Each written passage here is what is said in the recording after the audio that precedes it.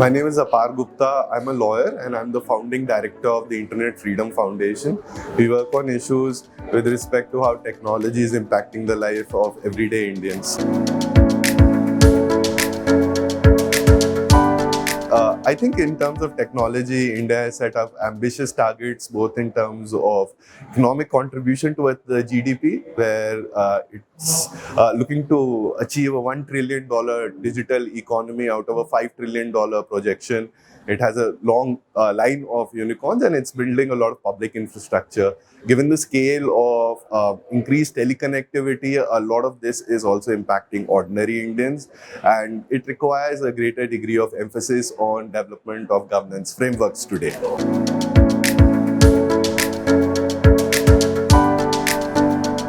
So AI is a bundle of technologies. It includes large language models, image and pattern recognition, and India is already utilizing a lot of these technologies and experimenting with them.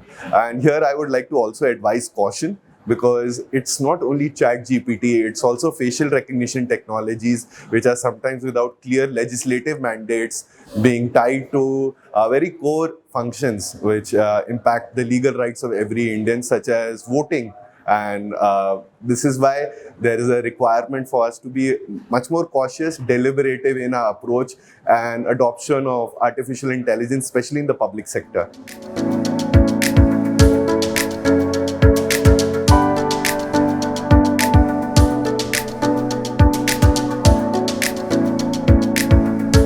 So the India Stack, if one goes to the website indiastack.global, composes of a host of platforms which include not only the Unified Payments Interface, UPI, but also other platforms which have been promoted by the government for every sector of our social lives or our civic activity. It includes things with respect to a digital transformation of health, education, benefits by itself. And in all of these areas, I think so, the India Stack takes a technology first focus towards development of platforms, whereas there's an understudied element of how well does it work, who does it serve, who does it exclude. And I'll just take one example, for instance, where it may be a success and it may be a failure. So with respect to a success, which we have seen, has been the CoWIN platform, which has worked out for a lot of people in metropolitan cities, people like you and me, who are English speaking, who have access to the internet, who have a smartphone, who had the ability of going on the CoWIN platform and getting vaccinated. However, when CoWIN was initially launched, it was only in English, without a privacy policy, and only from one telephone connection, one single person could get vaccinated. By itself, it preferred metropolitan populations over people who were there in rural households, and scientific studies has shown that how this tilted the early vaccination patterns, in which there was a greater degree of preference of people who were in cities such as Delhi or Bangalore, even traveling to cities or areas outside those locations to get a vaccination shot, compared to the people who are locally resident there. So it led to an inequitable outcome. And this is where I think we need to focus, as India Stack is promoted more and more in terms of its governance processes, in terms of audits, in terms of whether it actually leads to servicing the public function it claims that it does.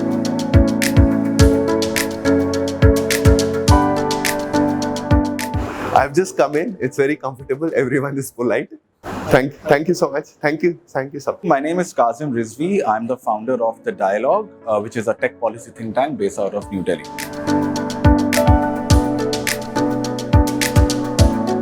India stands at a very interesting place when it comes to technology.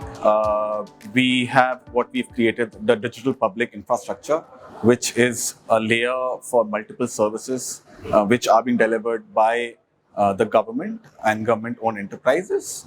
And these services relate to digital ID, it relates to payments, it relates to, now in the e-commerce sector, we're looking at ONDC. So there's a lot of potential when it comes to these services. What we're also seeing is the growth of the private sector and the digital economy at large, which is now providing services to the people. We are seeing more and more Indians using different types of internet services. Be in education, you have the edtech ecosystem, you have the very growing, robust fintech ecosystem, which is facilitating payments. In the digital public goods, we have the UPI, which is a great success. And the beauty of digital public goods is we are exporting these technologies to the world. And this is a response to looking at or re-looking at how internet infrastructure is shaped in the future. And India taking a lead with these digital public goods is also very important for our foreign policy objectives, to demonstrate Indian skill set, the soft power of the country, and to ensure that we are able to provide to the countries, especially the global south, a way to use our own services which are made in India but exported and created and used by people across the world. The sectors which are getting digitized, there's a rapid digitization happening in some of these sectors. At the same time, we're also seeing that the challenges when it comes to online fake news, proliferation of problematic content, virality, etc., have to be dealt with as well. So the government is looking at multiple laws. We have a data protection bill, which is currently in the public space to operationalize right to privacy, which is a right right in India, a fundamental right in India. Then we have something called a Digital India Bill, which has been debated over the last few months. It's going to be the new IT Act, which will relook at the way we interact with the internet economy. It will relook at some of the concepts as well. Over here, I think one thing we need to emphasize is on the need to retain and protect safe harbor, because that is the cornerstone and foundation on which internet has sort of started off in the late 90s, and which really is the very basic foundation of how speech takes place online. Because what we have right now is the social media. These are all public squares where people come and debate. So you need to retain safe harbor. That's very important. So we need a data protection law, which is upcoming. We have a DIA, which is a Digital India Bill, which is going to be coming soon. And of course, we are also looking at a new competition bill to regulate digital markets, for which there is a committee which has been set up. The committee is looking into some of these proceedings. So there's a lot happening in the tech space. While rapid digitization has taken place in the last 10 to 15 years, we've seen the growth of Indian-made digital public goods, and we've also seen the rise of startups.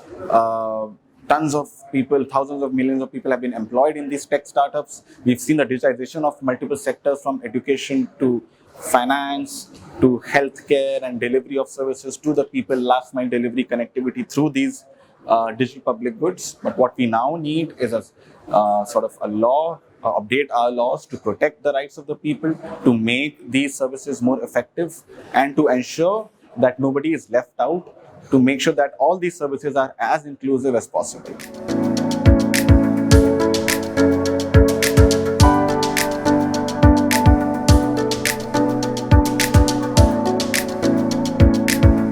We're already doing that.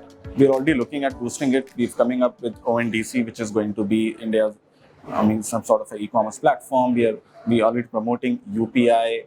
We have something called the account aggregator, which is a beautiful a product which has been created by Sehmati Foundation, and it allows for consent of users to sort of make sure that they own their data in terms of the financial data, and if it's if they want to share it with somebody for insurance purposes or whatever that is. So we are already sort of in the last 5-7 years, India Stack has grown tremendously, and it has become a strong symbol of India's ability to really export services and Indian-made tech products to the world. So it's a great demonstration of what India can achieve. While at the same time, we need effective laws to protect the people and to ensure that there is no exclusion. I think that is necessary. We also need to protect the privacy of the people. So while we're creating these tech products, we need sufficient guardrails, we need sufficient regulations to ensure that it functions within a proper manner and a proper system.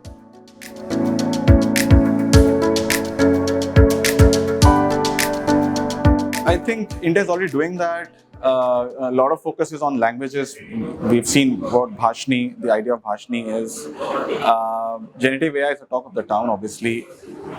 But at the same time, I think when it comes to AI, while we're doing a lot in terms of producing it, we have to make sure that you bring in diversity with respect to the way the algorithms are designed. You need to ensure that you protect people's data. You need the right principles to let companies develop the technology, but also protect the ecosystem. So you need principles for AI, first principles for AI. So while the technology is great and there's a lot of optimism, we need to have some sort of guardrails. We need to understand how it impacts job, what kind of upskilling we need to do to ensure that it's not abused or exploited, and we minimize the negative impact. Because whenever there's a new significant technology coming up, while it will create a lot of opportunities, it will also widen the exclusion of people.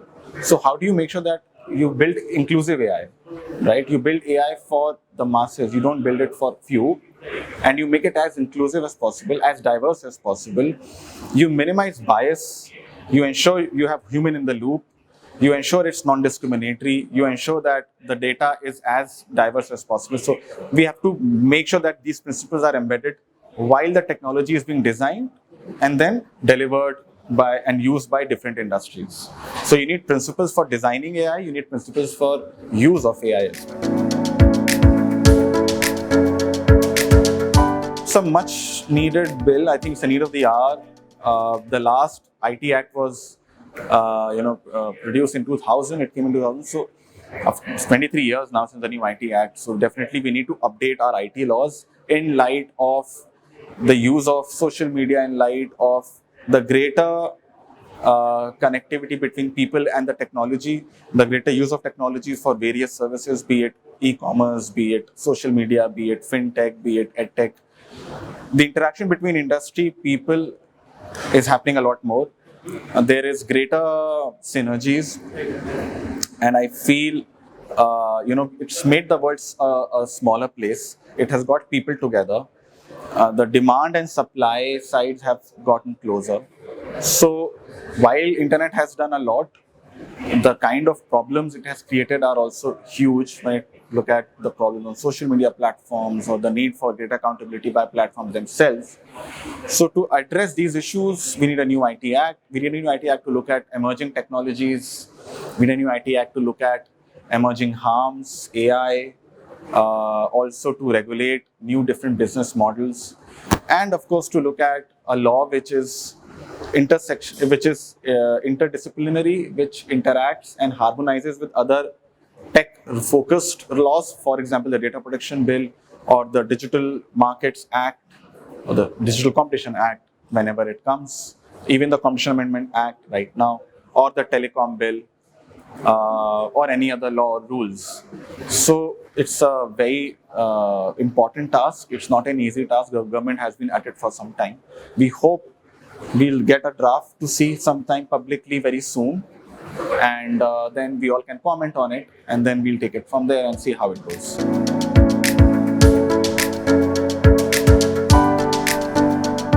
It's looking great. I think we have a packed house, so look forward to a panel. Yeah. Hi, Saptap. I'm Ramesh Best. I'm co-founder and CEO of Remsen Network. Remsen Network is a digital platform which connects large corporate with the pool of lender we have tied up on the platform.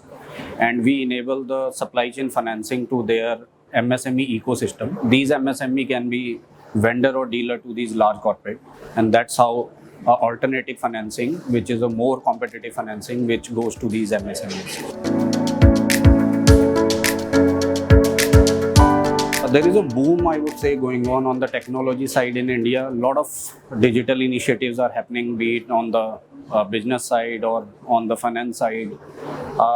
There are many important initiatives even taken by Government of India in terms of GST digitization or the e-invoicing, GEM Sahai. Now ONDC concept is coming. So there are a lot of such concepts are coming, which is pushing digital transformation even to the last mile to the people. It is a small proprietorship firm or a partnership firm, and that is actually enabling the growth and the cost efficiency for the business of these MSME. So it's a great opportunity, I think, for all of the businesses, be it any stage and size and scale, and they are leveraging it. So I think they're like a lot more going to come.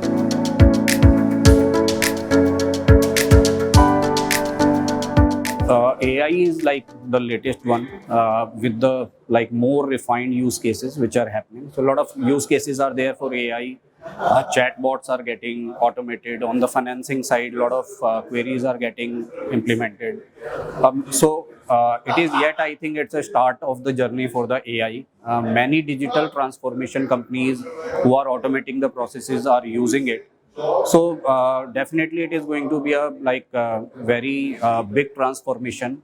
The way we tackle processes today, the way we look at the conversations today, and these all impact are going to be impacted, I think, on more on the positive side with the use of AI.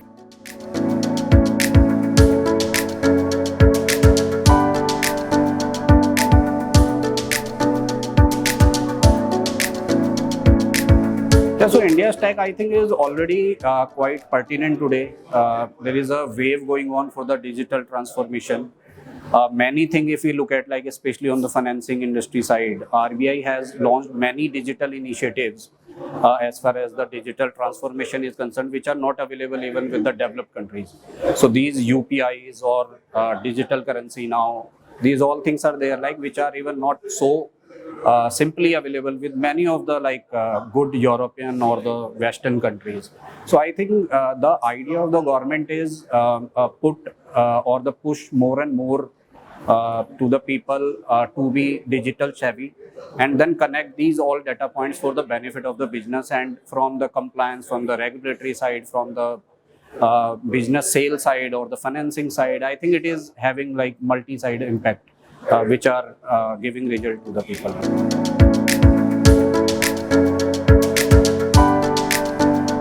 Fantastic, I think, good energy.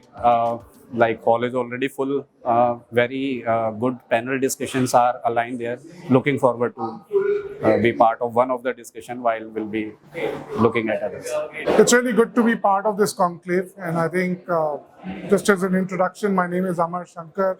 I'm a partner with Ernst & Young, and I specifically focus on the government and public sector consulting practice, looking at MSME and private sector development.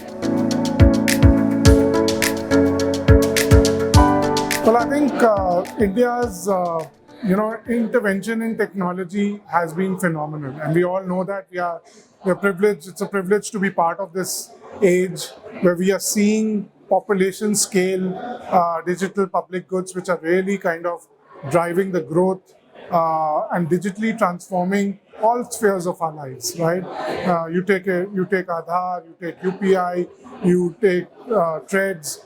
In fact, if you look at more recently ONDC, I think some of these digital stack has been phenomenal. And when we look at in the context of industry and we look at in the context of small and medium businesses, this has actually given an opportunity to make a generation shift.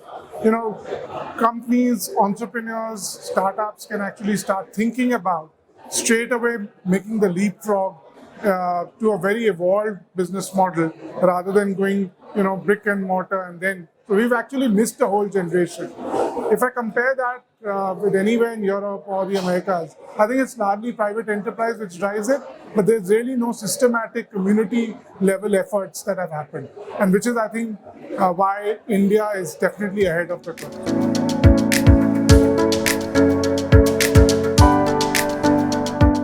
We are betting big on AI. I think everybody is, and it's just a matter of time where this has to stabilize. I think some of the early pieces we've already seen. It's fun. But I think there's a lot of serious elements to it. If I were to just take one example, right, which is to harness knowledge in large companies, etc. I mean, every company has invested heavily on knowledge management. But if you were to just put AI, ML kind of operation there, it suddenly becomes very, very realistic. It suddenly becomes very useful. So I think it's a matter of few months, and I won't even say years, where this is going to really be a very, very dynamic shift in the way we operate and we run our business.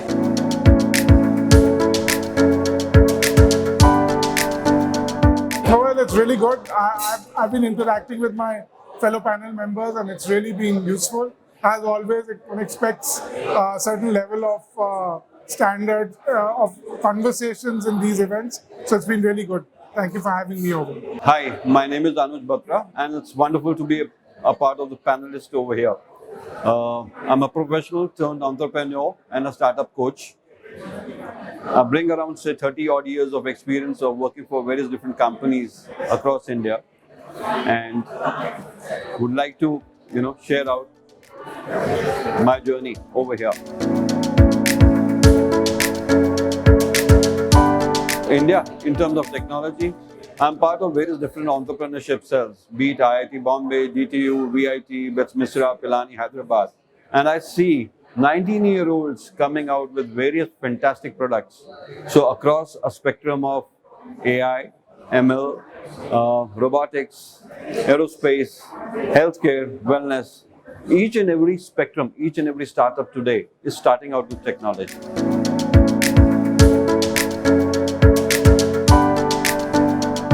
We've been working in legacy business environments earlier. We were not exposed to technology. But look, where does India stand today? India, the digital population is more than double of the entire US population. So that is a big change. And this is the way, the adaptation of AI, ML and digital transformation is actually happening, both at the level of MSMEs as well as the consumer. So the consumer today is also much more aware about the technology that he is using today.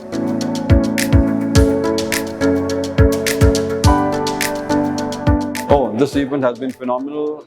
I've been able to make many good friends, a great networking, and hoping to create some value through my panel discussion a little later. Thank you. Hi, I'm Akshay Hegde. I'm one of the founders and managing directors of Shake Deal, a B2B marketplace that's procurement focused, and we cater to needs across industrial and business supplies.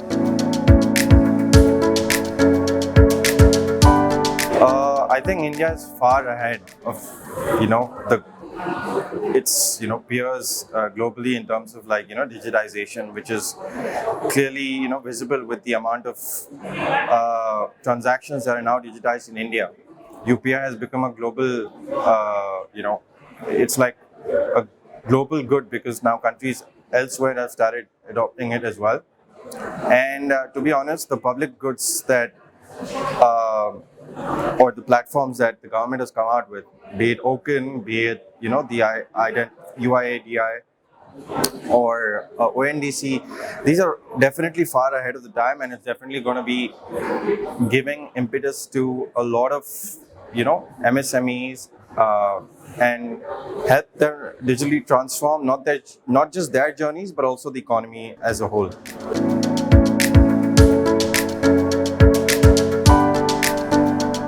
So I do believe that where we are right now with AI, with OpenAI's advancements, and the amount of investments that's gone into the entire AI technology, it's pretty crazy what AI can do nowadays.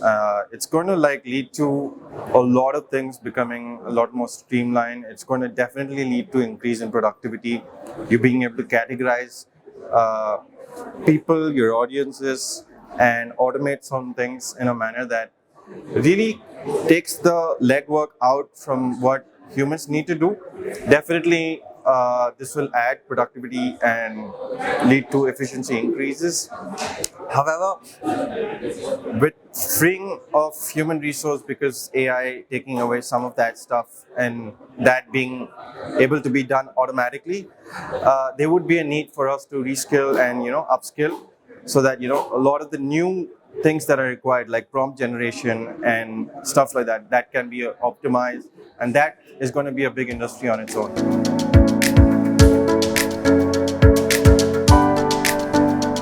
I have just gotten here a couple of hours ago, but then I think this event is pretty good. It's a lot of people out there eager to learn, and definitely a lot of like-minded individuals. Very happy to be here, and I do believe that so far this event has been really good. My name is Rahul Krishnagupta. I work as a pre-sales architect. I'm part of the Rancher Center of Excellence within SUSE, and I've been with SUSE for 19 years.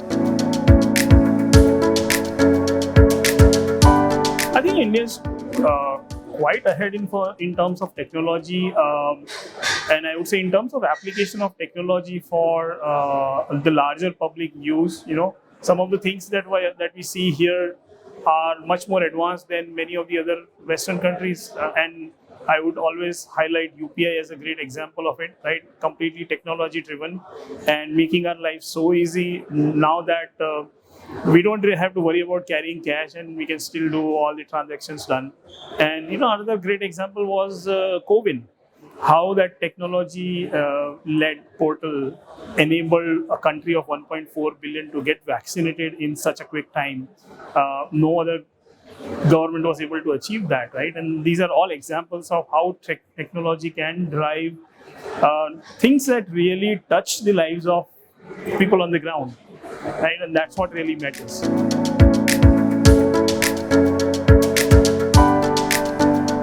So I think the use of blockchain is already getting into the technology stack because a lot of the government-related documentation work. I do not have first-hand knowledge, but I believe a lot of blockchain gets utilized there, right? And AI and Chat GPT, we are seeing its use in many areas, and again, it applies in a very broad spectrum.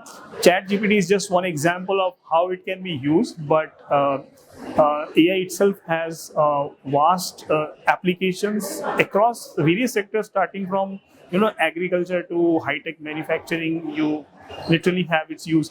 And to think of it, most of the AI-driven technology development, although it's being done in the Western countries, the engineers are sitting right here in India who are actually developing this technology, right? So we have that talent pool already in India, and we can leverage them in various industries.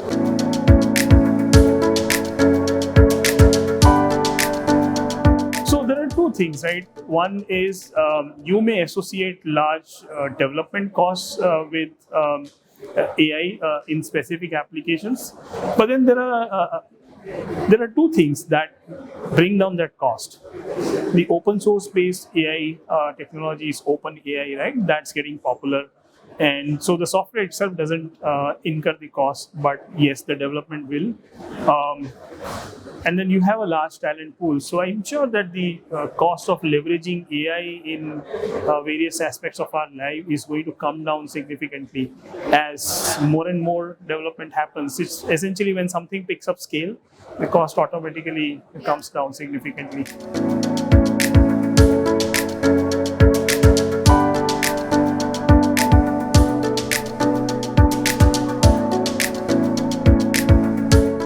Make it more popular, make it more available. I mean, if you ask me what's the India stack, probably I may not be able to answer, right? And I'm in the technology field.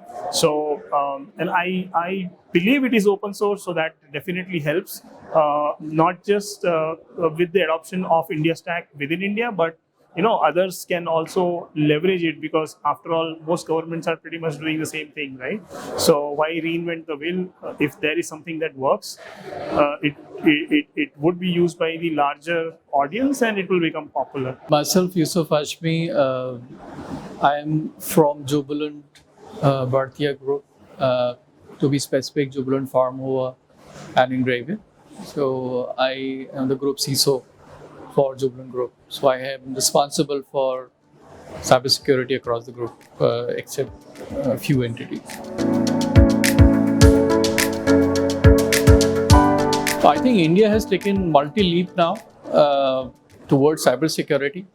The kind of digital enablement which is happening in India, especially in manufacturing, I think it is leading towards leaps and bounds in cybersecurity. The kind of skills that we are developing, the kind of cybersecurity technologies we are actually creating made in India that actually create a tremendous amount of opportunity among being India, being leader in cybersecurity solutions. So I would say that India is by far would be number one and very soon in technology-oriented solution.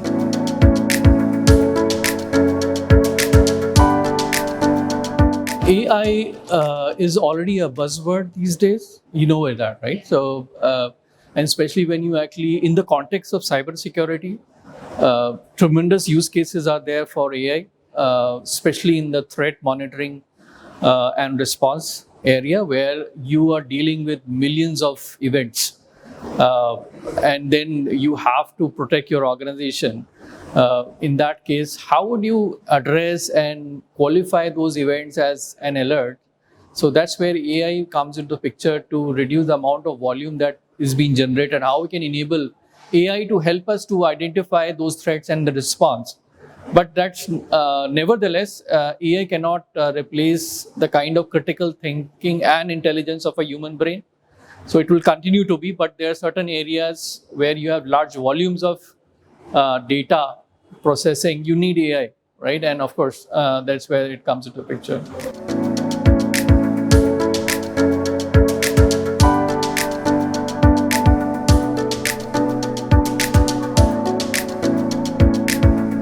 Yeah, of course. See, India is one of the fastest growing economy, right? And the kind of presence that India has in global economic is going to be a very major boost for Indian economy. The kind of technology that we are developing under Mr. Narendra Modi, right? We are able to actually create inroads into the technology area, right? New technologies evolving using new age tools and solutions. This helps us to actually, and the skills is something that we are developing a lot of education on cybersecurity, on cybersecurity operations, right? So it is creating a lot of visibility of Indian continent in this area.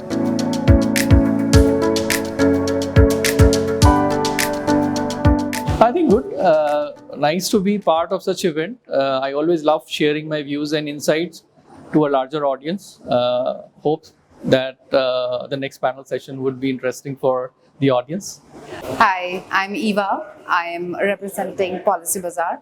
I'm heading one of the business over there, which is the liability, cyber and financial risk. India obviously is one of the biggest global provider and leader when it comes to technology industry. We are home to biggest ITS firms. So we are flag bearers of technology globally.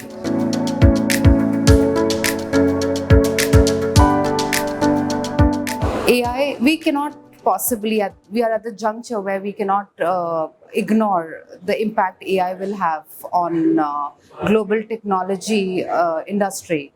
And AI is going to be the flag bearer of innovation going forward. So India cannot be apart from that.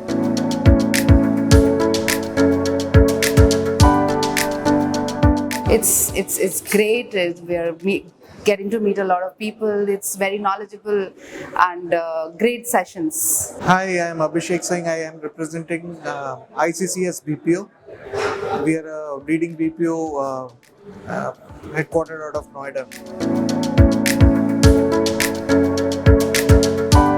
So see, as of today, India is a technology hub across world, and we provide or produce a maximum number of engineers and software engineers across globe, and most of the technologies that we see across globe are being supported either from India or by Indians across. So India definitely is a technology superpower.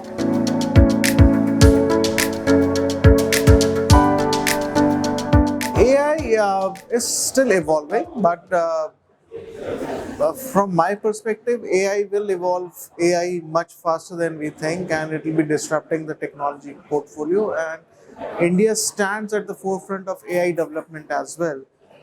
Depending the amount of engineers and the data scientists we have, and the global presence of the companies that have their research and development centers here in India. So we are definitely at the forefront on an AI level as well.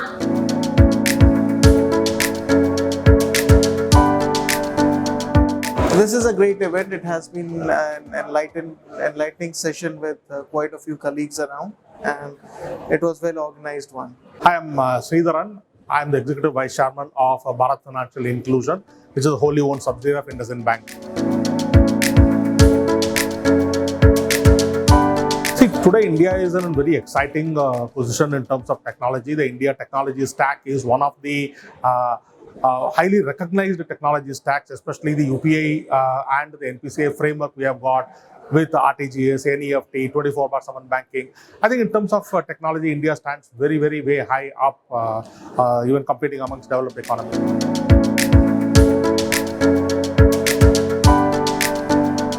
Since a huge amount of potential, this is for a technologist to explain, but as a user, I can say that I see technology playing a much larger and robust role in banking, in the entire financial services industry.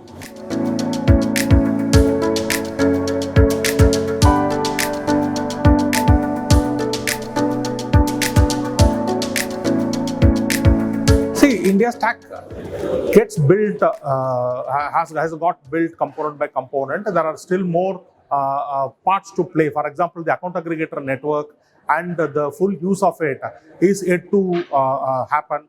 So we will see more exciting times, I'm sure.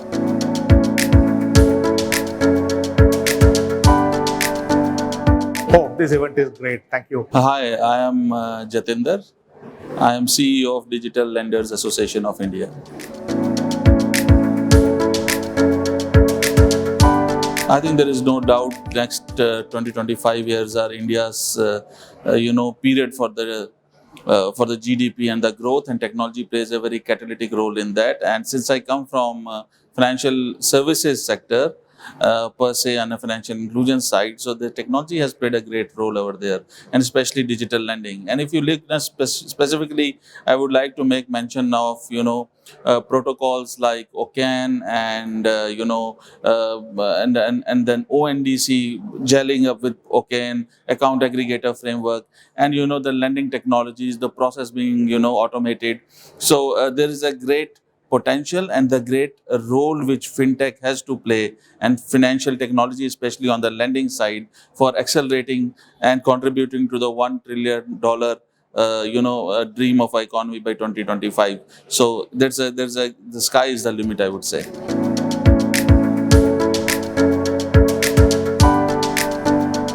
I think AI and ML are great technologies, and they are already contributing and supplementing human effort. However, of late there have been some concerns around multiple technologies, part of which AI and ML are also there. But my perspective is they are going to be supplementary technologies, and it's just matter of few years how we can utilize these technologies and embed them in our office automation and our analytical works. I think there's a way forward to there's an excellent way forward to go forward.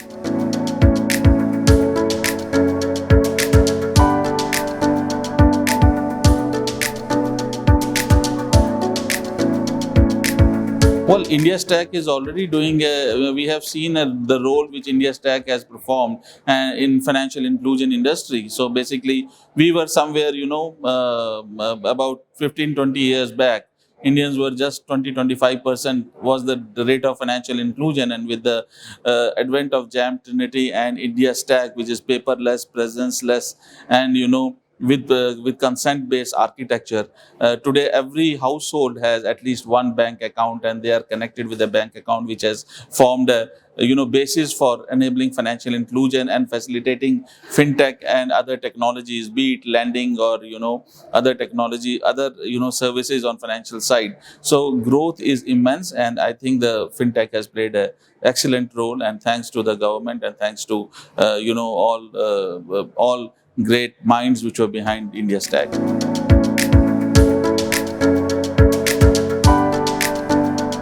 Well, this is a fantastic event, and thanks for the Financial Express for having us here. I think such events are very critical pieces of the ecosystem, and they provide platform for exchange of ideas and views, and then of course help people to network with each other. So this is an excellent event, and we should have more such events in future.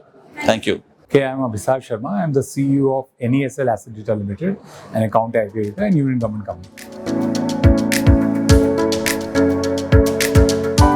Right at the top, because if you see, because we saw the Honorable Minister talking about it, Rajiv Chandrasekhar Saab was talking about it in the morning first half.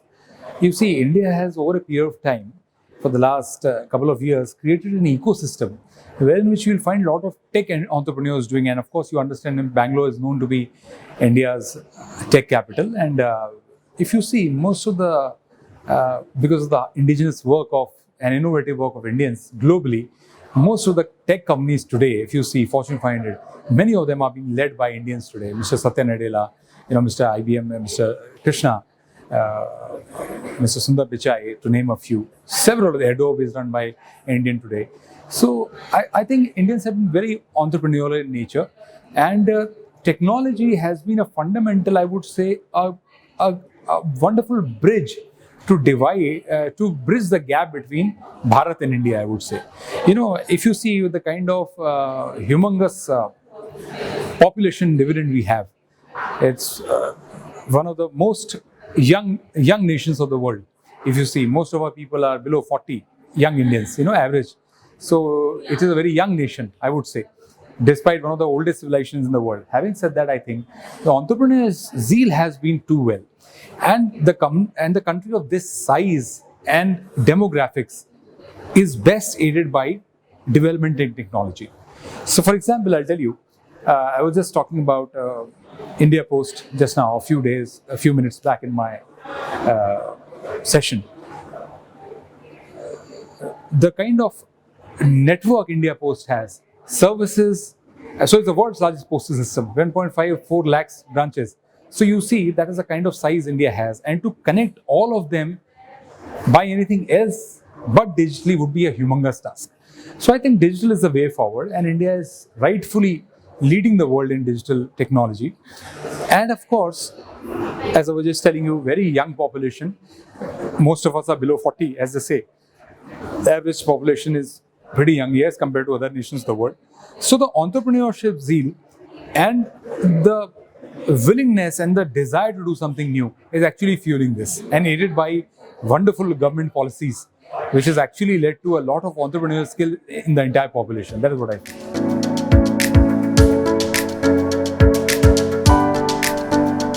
AI, artificial intelligence, basically has a huge number of use cases. Most of them are known today, and I'm quite sure several of them, in fact, more number of cases that we know today, that many number of cases we don't know can be utilized into. So artificial intelligence is something which is ever evolving, number one. Number two, it actually mimics the way you would think, a human being would think, and creates patterns which would give an insight as to what a person can do in future. Unlike a machine learning, which mimics what there's most of the areas which have been done over in time with. So having said that, I think artificial intelligence has a humongous scope, and it is not to be feared. It has to be seen in this context, as I often say, in terms of making you more efficient in your work. You see, because most of the work that can be outsourced to the machine stroke artificial intelligence can be done that, and the thinking part of it and application part of it should be with humans. And this would actually make us more efficient than what we are. in terms of utilizing a time for the productivity of mankind in general and for our nation in particular.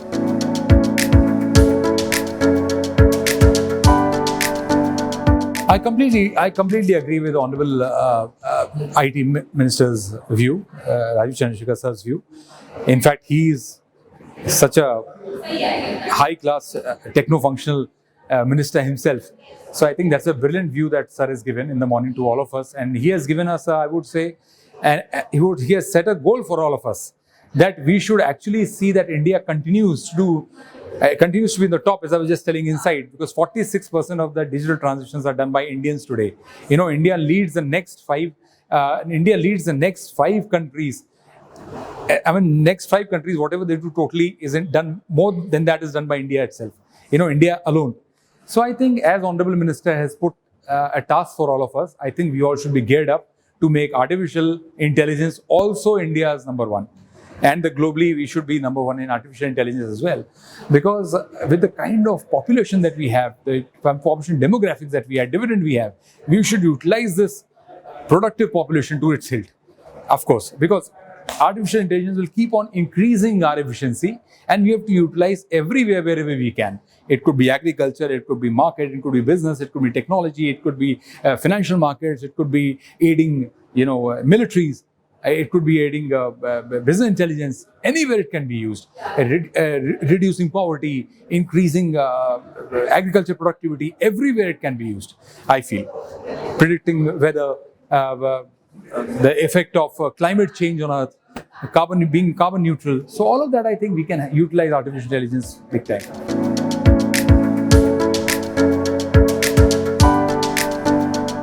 I think I must again I've already thanked during my session.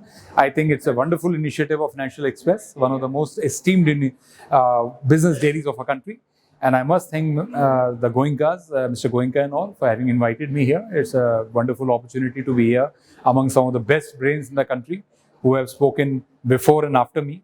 And wonderful sessions. And I think all of you deserve the credit for having invited some of the best brains possible in New Delhi. And it's a wonderful time to be in Delhi to see how all of us are trying our best to ensure India remains #1 in intelligence, in productivity, of course in GDP, and of course in technology, all aspects of technology.